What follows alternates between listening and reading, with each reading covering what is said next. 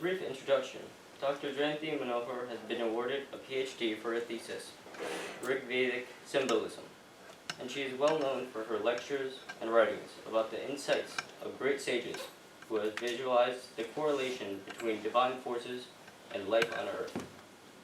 She is teaching Sanskritam and Kannada languages along with cultural insights for adult learners for 40 years in Bangalore. She has produced many documentary films along with her husband, Mr. V.S. Manohar, to protect and promote the rich cultural heritage passed on to us. Dr. Jayanthi Manohar has presented many papers on the Veda, Upanishads, Mahabharata, Ramayana, and other related topics in many national and international conferences.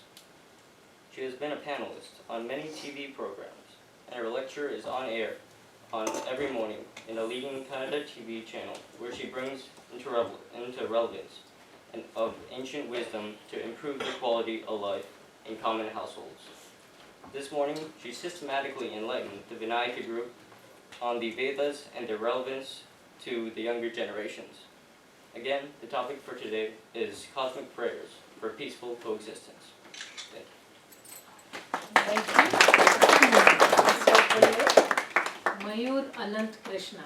Mayur Anant Krishna. Very nice.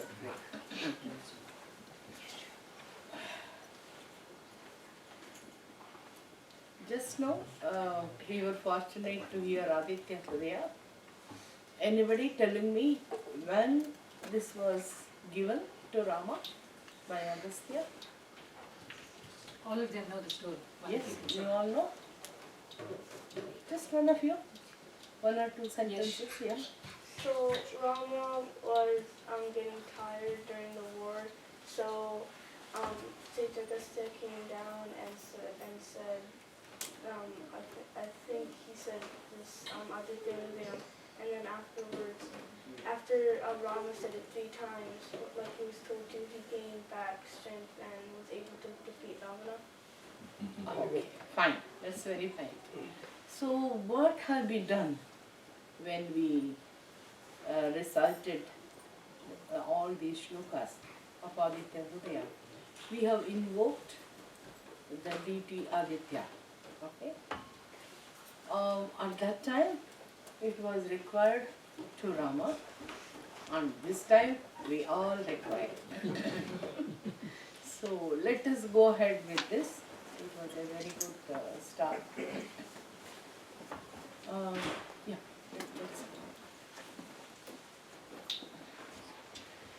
This is very familiar to all of you, I suppose, from Ishavasya Upanishad.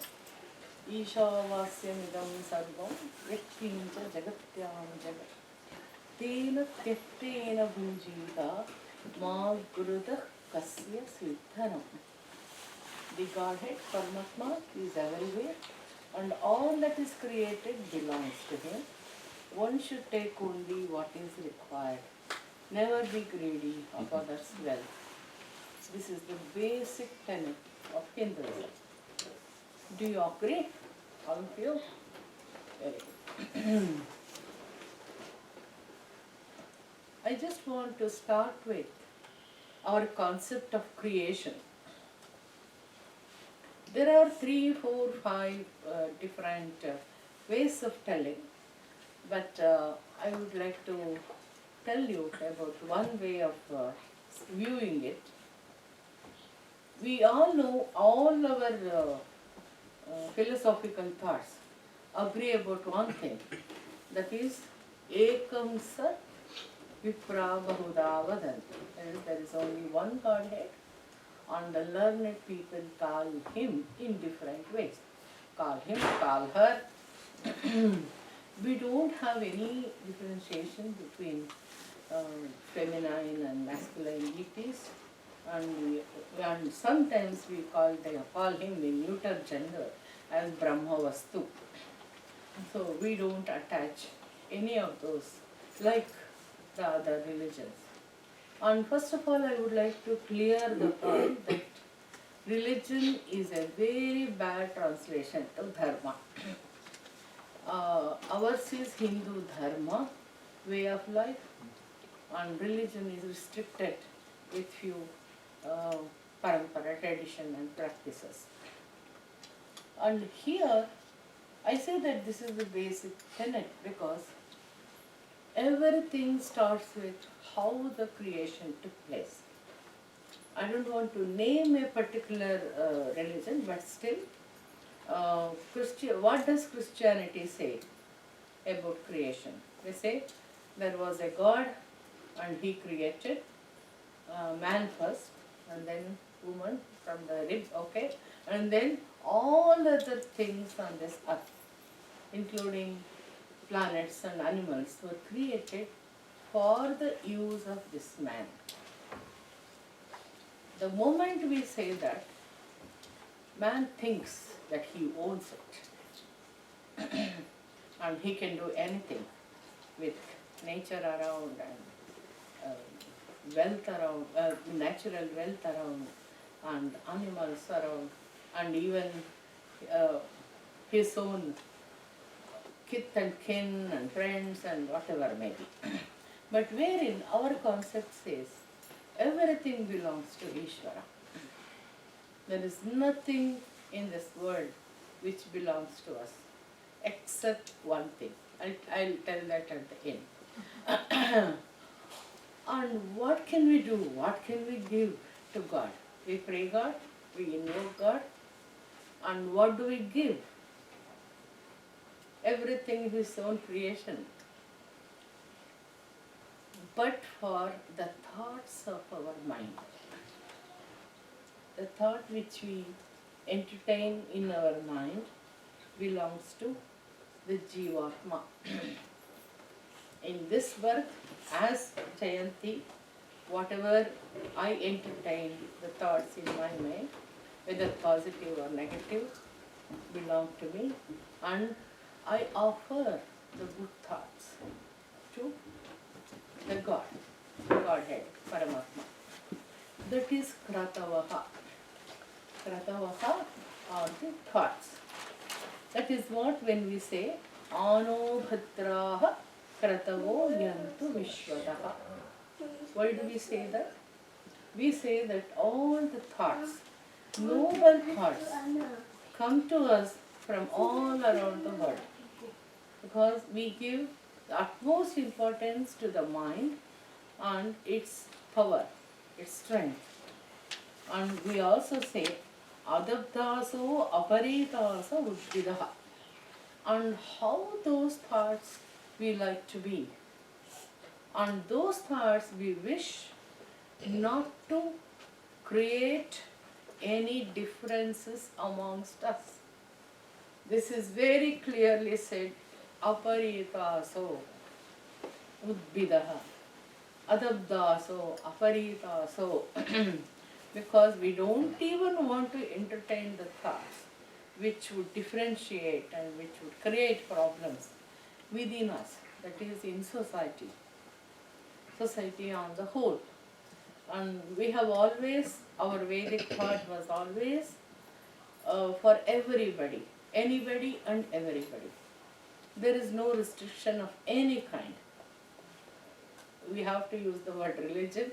No religion, no, we say desha, kala, place and time, period, and even the sex, like both feminine and masculine devatas we have, and we also have rishis. We have women rishis who had darshanas, visions in Veda, equivalent to our men rishis. We have heard hundreds of names, Vasishta, Vamadeva, Vishwamitra, all those names. Along with that we have Apala, Vak, Shraddha, Vagambrani, so many names. And I am sure you all are familiar with very famous suttas like Shraddha Sutta, Shraddham Pratar Hava Mahe, Shraddham Pratar Dinam Prati, that is Shraddha is Brahmavadini. That is Shraddha Kamayini is her thing.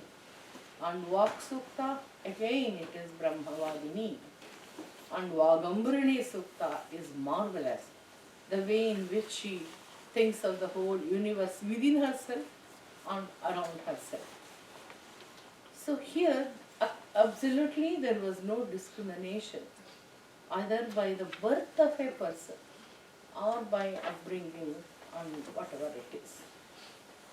And when we say Ishavasyam idam sarvam, literally it belongs to him.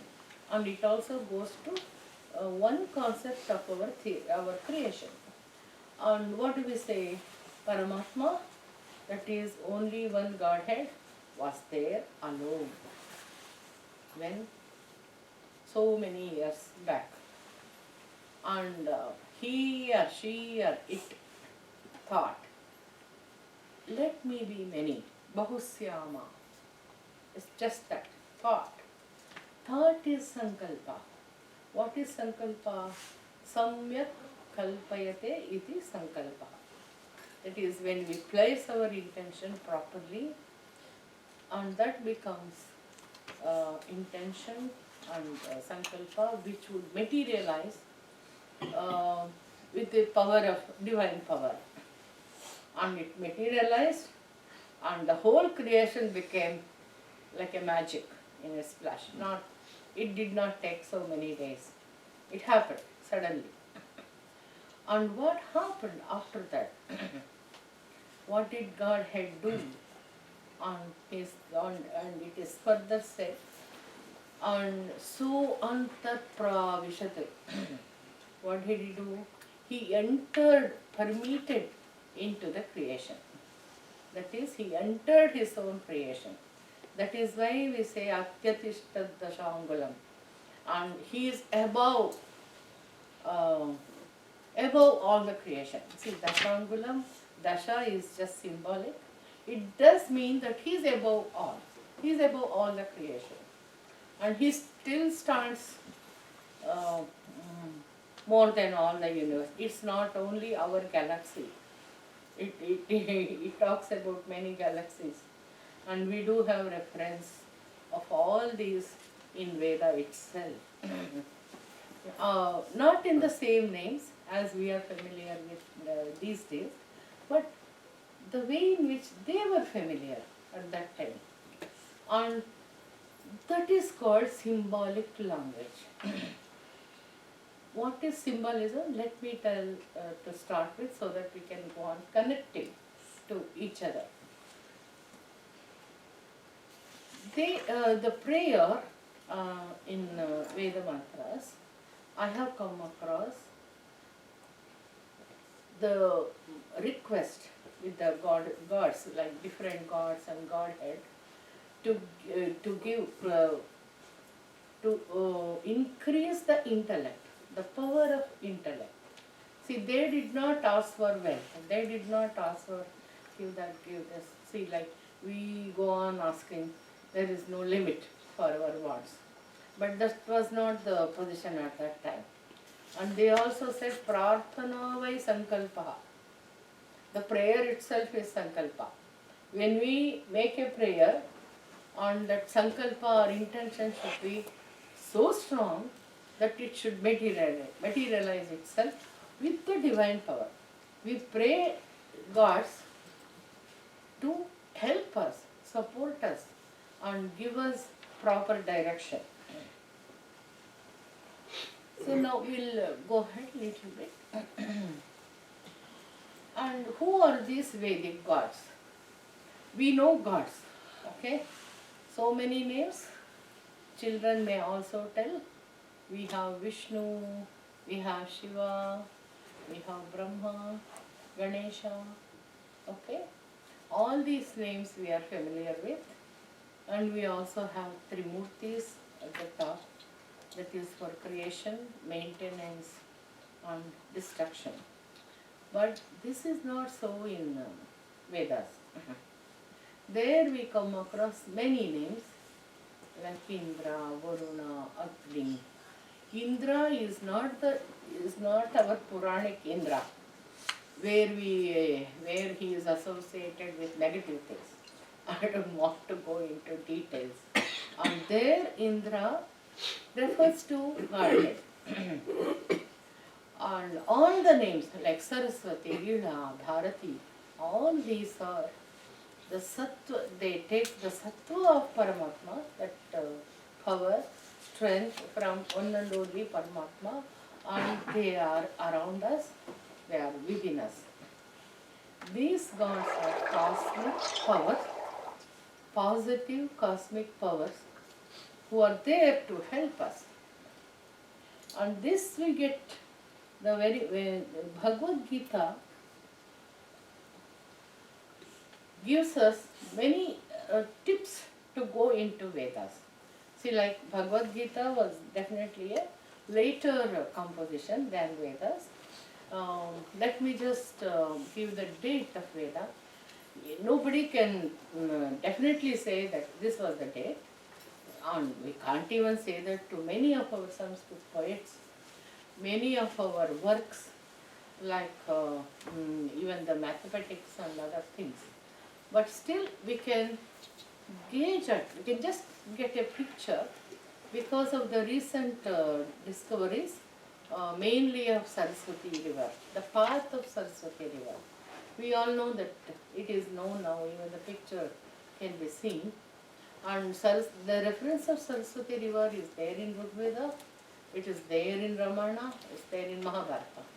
And we also know when the river turned and when the tributaries of Saraswati stopped and went in different directions, and that's how Saraswati River went into the ground. So now we can trace the entire path, and that was the main source for us. And also we have other like carbon dating and other things. And all those have given a result that 3100 BC is the period for Mahabharata war. And we go 1000 years before to Ramayana, approximately 1000 years before to Upanishads and also other Smriti Granthas, and 1000 years before to Veda. So like we can say that lower date can be thought of as 8000 years back. On yeah, we'll go ahead. And then we come across, yeah, these questions I would like to address during the talk.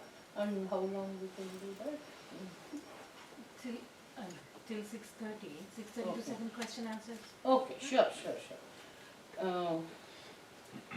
So now we are addressing the Vedic age, and the question is, why should we study or know something which was found in Bharata 8000 years back? See, that was the question, took me to Vedic studies, and that's how I went into Sri Aurobindo's ideas of Veda. Why I say this is, I don't want to find Dvaita Advaita tenets in Veda. And Sri Aurobindo repeatedly says, to understand Veda, go to Veda. It is there very much. Simple knowledge of Sanskrit is enough. But we should know the symbolism and what it stands for. See, for example, there is a mantra, Vi Gobhiradri Mairayatu. So this talks about the powers of Indra, what he did, and all the deeds of Indra.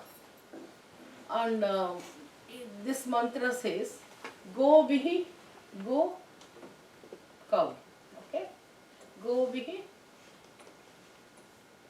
from go. And Adrim, mountain. And what did Indra do? Airayatu, V plus Airayatu. See, in Veda, upsargas are apart. It's in different places. So what did he do? Indra smashed the mountain with cows. Apparently, the outer layer of meaning looks very strange and meaningless, and this is what is written by many Western and European Indologists. See, we come across host of them like starting from Max Muller, Webster, all those people during 18th and 19th century. They came to India not to study Veda, but to convert people of India. Okay, so they wanted to know, okay, what is there in this country. So when they started one by one, they were wonderstruck about the wealth of information, wealth of knowledge, and also Sanskrit. Some of them learned Sanskrit, and they could not understand such mantras, and they have written pages together negatively. They say it is like the shepherd songs, and these rishis do not know anything. They have just babbled, and they call it mantras and all these things. Okay, now we go to symbolic meaning. What is go? See, go represents light and knowledge. How many of you know Kannada? Oh, many of you. That is fine. No, I just want to give the reference of one word, which Kannada people are very familiar. Perhaps it is there in other language also.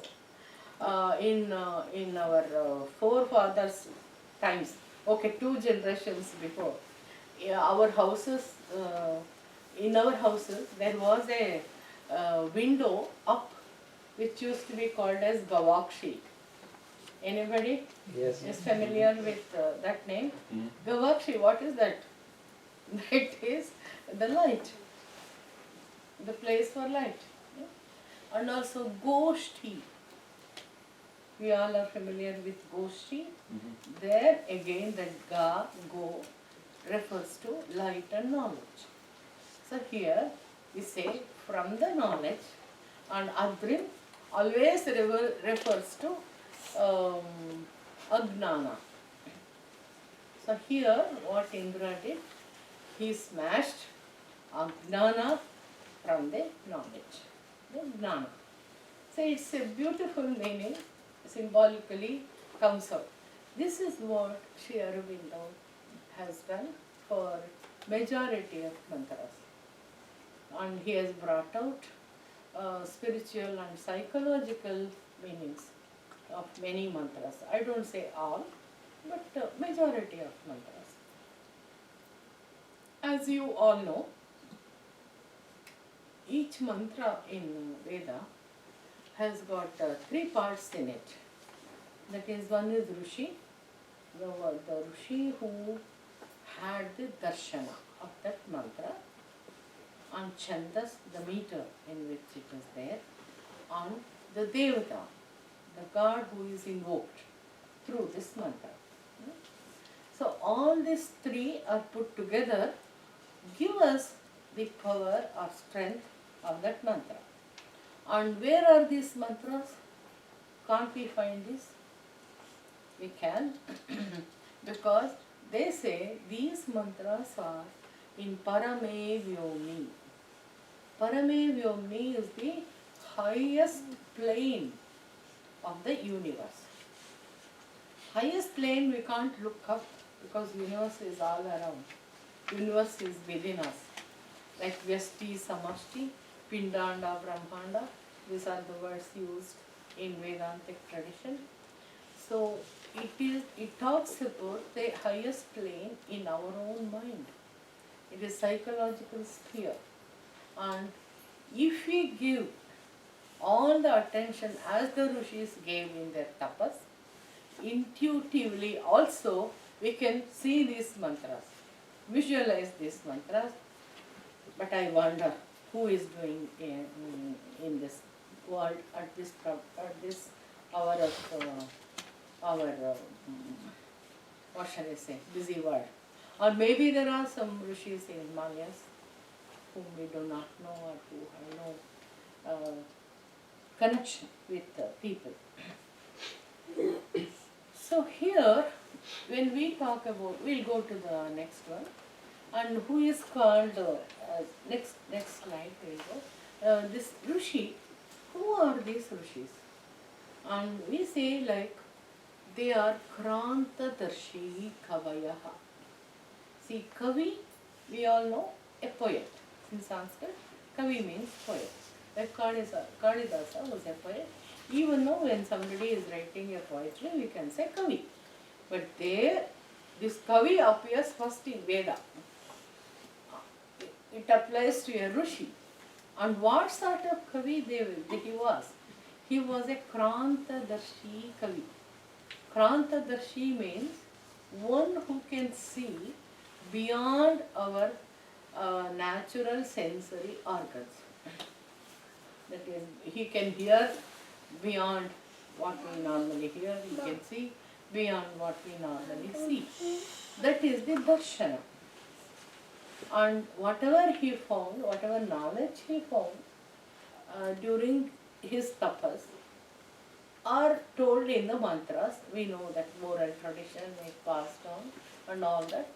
And I just want to, for the purpose of the knowledge about how wide our culture was spread, I have put this. We'll go to the next one. If we can find our perception of different places very early. It is found even in Ramayana, in Puranas. We have heard this, Atala, Vitala, Patala, all those places, but they are recognized with the different countries. Can all of you see that?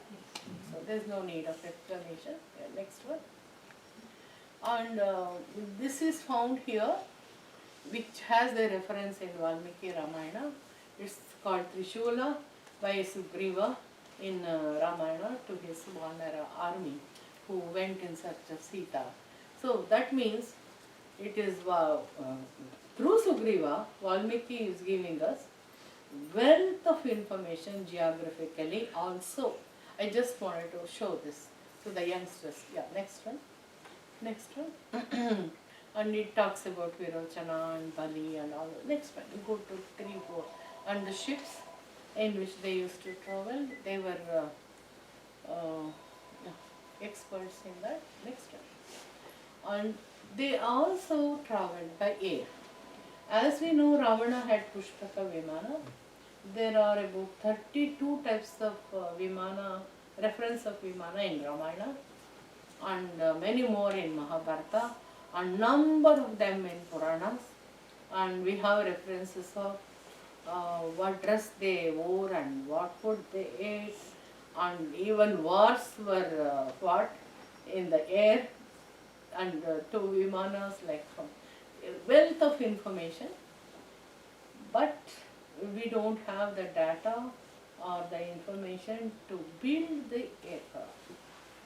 So that is the lacuna we have, and we cannot show. There is a different grantha called Bhradvimana Shastra. Even there are some data is there, and people have tried to build an aircraft with that, and they were not successful. As per one record, they were successful, but Britishers spoiled that effort.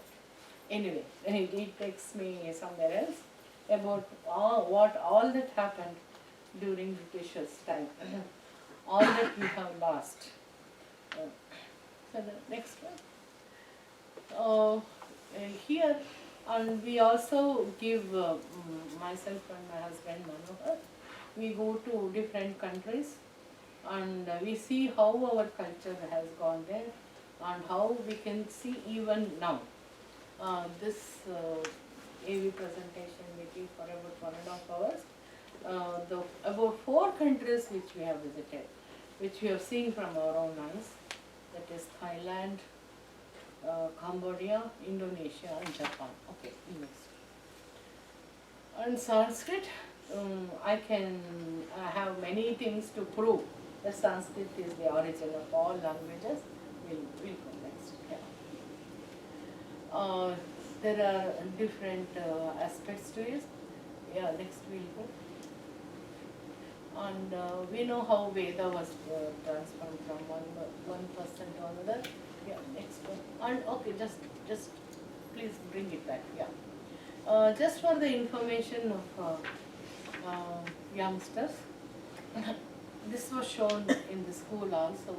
Like what Veda contains, it is just knowledge. Vid means knowledge, and all types of knowledge. All the different fields of knowledge which were developed in India later, sometimes even today, a new discovery, we can see the seed of that in Veda. I don't say everything is there, that's a tall claim, but we can see the reference or sometimes just the names from which we should go around. Spirituality, of course, we can find, and mysteries of creation, astronomy, mathematics, aeronautics, geology, agriculture, science, and technology, ecology, and what I have left out is medicine. Physiology, they have also given vividly, like how our Sharira Rachana Shastra. Okay, next one. This oral tradition, how we have kept the correctness of mantras till today, which is called Ashtavikruti, which is 8 types of recitation of Veda. The next one. Here, just I want to give the total picture of what Vedas are. The mantras which we are hearing in temples and in Homa, Havana, and sometimes like as what kids recited today on Vidya-Niketanam, they are samhitas, called samhitas, and the next to samhita is Brahmana Granthas, no relationship with Brahmana caste, it is Grantha. Veda has another synonym called Brahma, and Brahmana is expansion.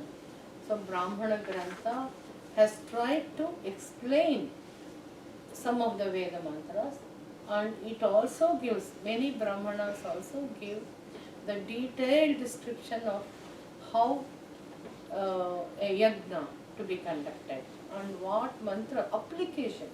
See, Brahmana Granthas mainly talk about the application of Veda mantras in different yajnas, mainly yajnas. Here I have to say, in Samhita portion, all Vedas put together, there are about 25,000 mantras. There are mantras are repeated. See, Rig Veda itself has 10,550 mantras. It's a perfect count. And all those mantras are repeated in Samveda with a musical tune. And about 70% of them are repeated in Yajurveda and 60% in Atharvaveda. Atharvaveda contains medicinal value. Please don't believe when people say it has a magical tantra and all that. No, it doesn't have. But it has more of medicinal mantras like curing different things. And it also talks about agriculture. Okay. And Aranya